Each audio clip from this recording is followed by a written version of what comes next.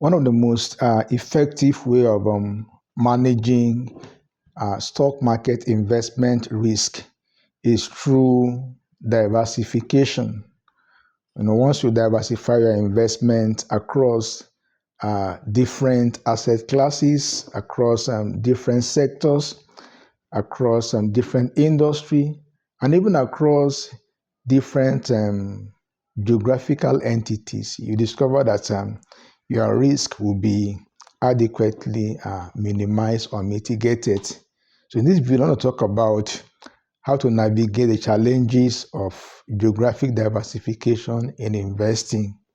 The challenges involve in geographic diversification in investing. When we diversify across geographies, we diversify across different countries or different locations or different regions, it comes with a typical level of risk, comes with its risk and rewards. So we want to look at how we can manage the risk that comes with geographical diversification. And so in this concept, the very first factor you must take into consideration when it comes to challenges of geographic diversification is currency risk. Currency risk. Actually, exchange rate fluctuation can erode your returns, especially when investing in countries with volatile currencies. If you invest in countries that has volatile, unstable currencies, it will certainly affect the level of returns you would accumulate at the end of the day. As much as possible, try to make sure that you invest in countries that has stable currency. Countries that will not wake up one morning and then decide to float their currency like our country here. Number three is political and economic instability. Political and economic instability. And so emerging or less stable economies may expose investors to geopolitical risk, policy changes, as well as economic volatility. In some countries, the economy is somewhat volatile. There is this instability, economic instability, and there's this issue of the government coming in to change policies here and there, and these changes could affect your investment negatively. And so, go for stability. Go for a country where the government is very concerned, is somewhat concerned about, the treatment of foreign investors. That is, an advice that will help you tremendously as an individual who wants to, who see the need to invest across, different geographical regions or locations. Number three is regulatory differences. Regulatory differences. In this case, you have differences in tax laws, market regulations, and financial reporting standards, and this can make it challenging to compare and assess investments. In a case where different countries use different standards in measuring probably their accounting, procedures, something of that related source. You discover that it could be different from your own home country, okay? And so the regulations there may not really go well with your investment. Sometimes the regulatory agencies in those countries may bring in regulations or standards that could actually mitigate against the success of your investment in those countries. So you must make sure that you take this into consideration before you invest in any given country outside your home country. And so that regulatory difference is always there. The tax laws will equally differ from what's obtainable in your own country. So you take that into consideration. Number four is limited access to information. Limited access to information. So in this case, reliable data on foreign companies and markets might be scarce or difficult to interpret, increasing the risk of uninformed decision making, process or procedure. Generally, when it comes to investing in foreign countries, unlike your own home country, it's a bit difficult having reliable data or information you could work with, you could rely on. And so that will then, invariably, push you into making decisions that may not really or go well with your investment at the end of the day. That's why personally, although it's good to invest in the US, quite all right, but generally, the information flow that will really help you to make informed decision isn't as much as what is obtainable in my own country, Nigeria here. That's why I enjoy investing in Nigeria compared to investing, in the US or in other countries because of that particular information advantage. I'm really like, I could really have the level of information I need that will help me to invest adequately, successfully in Nigeria, which I may not really get if I wish to or desire to invest outside my home country.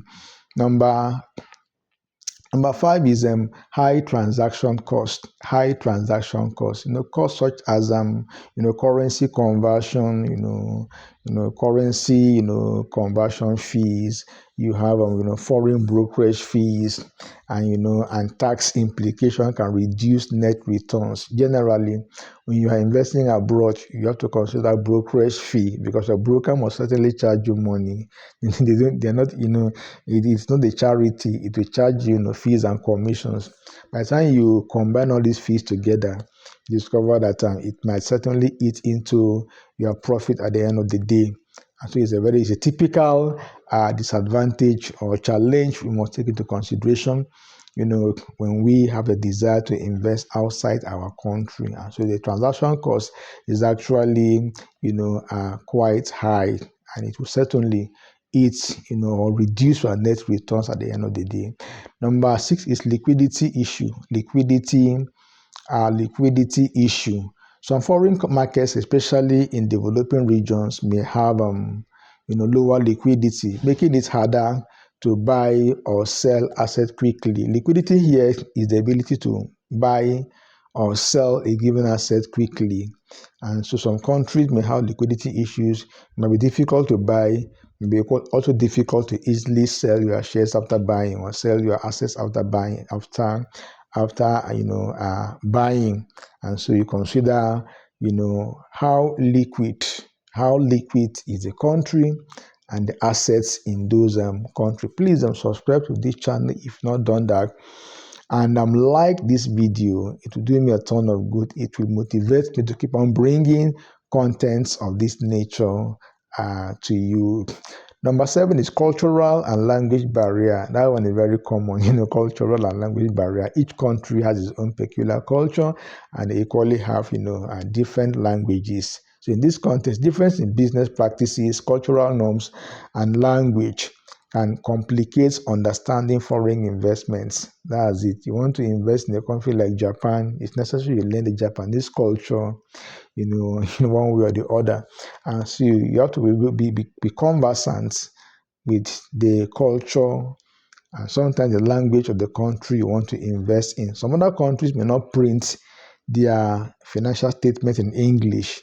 It might be Spanish, it might be French. So you have to consider all these challenges. Number eight is market correlations. Market correlations. How do the markets correlate?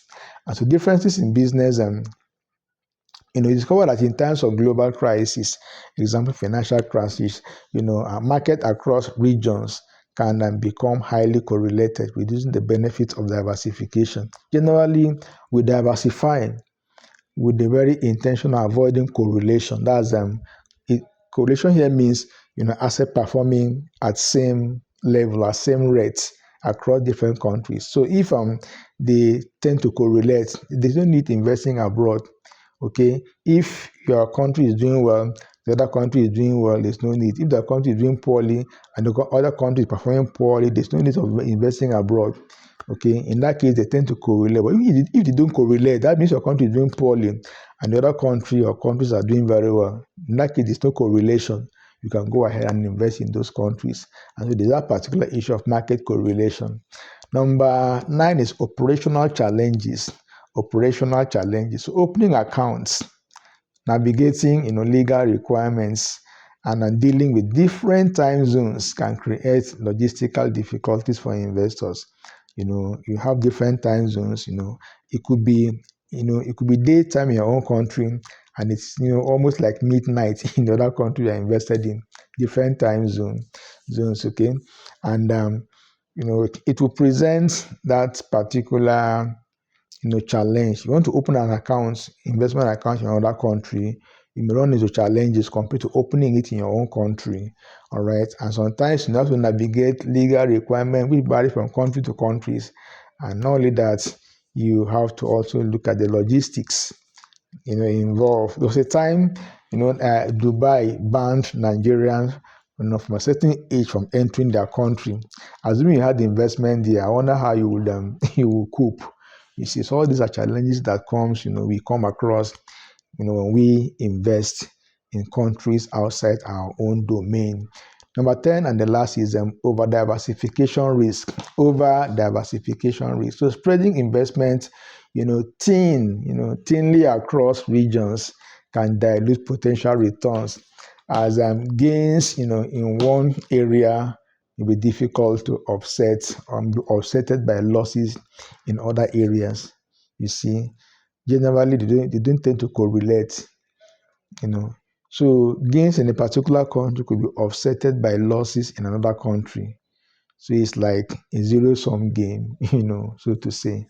And these are the challenges, you are likely to come across when you decide to spread your risk or invest in other countries outside your own, outside your domain, outside your home country. All right. So the advantages are there, the disadvantages are equally there, and that's the essence of this particular video. I want to thank you for the time spent together. Please go to the channel. You could come across other videos will of help to you as a novice investor or even as an experienced investor.